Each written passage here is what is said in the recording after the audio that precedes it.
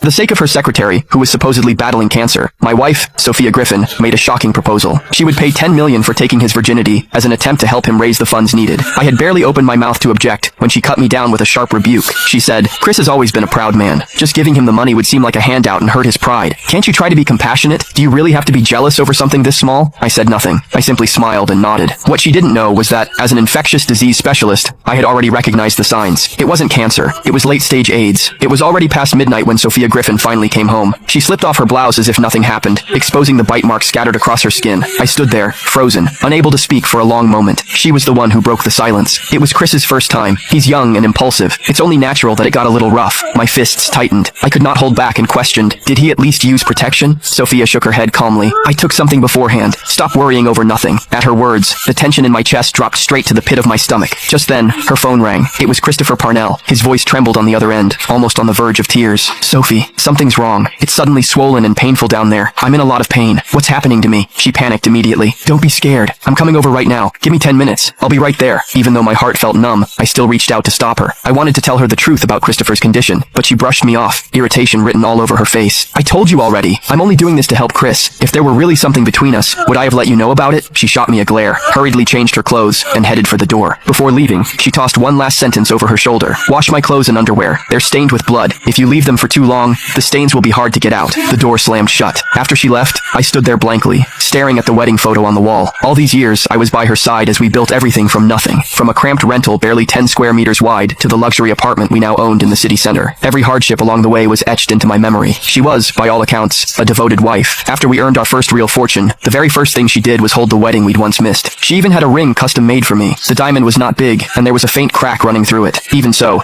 I always treasured it like a priceless heirloom. And yet, this same woman, praised by relatives and neighbors as the perfect wife, did the one thing that chilled me to the bone. With no protection at all, after such high-risk exposure, the chances of infection were almost certain. I was angry, but I could not bring myself to abandon her. She still had a 72-hour window. If she took the medication in time, it could still prevent transmission. I was just about to call and warn her when a new post popped up on my social feed. It was from Christopher. "They say married women have strong needs. It looks like it's true. I can barely keep up." The photos showed a bed in disarray, stained and chaotic. Among them was one with scratches running across his back. On the surface, it sounded like a complaint, but in truth, it was a straight-up brag about how intense their night had been. But none of that was what caught my eye. Instead, it was the ring on his finger. Click the link in my bio to get the full story for free.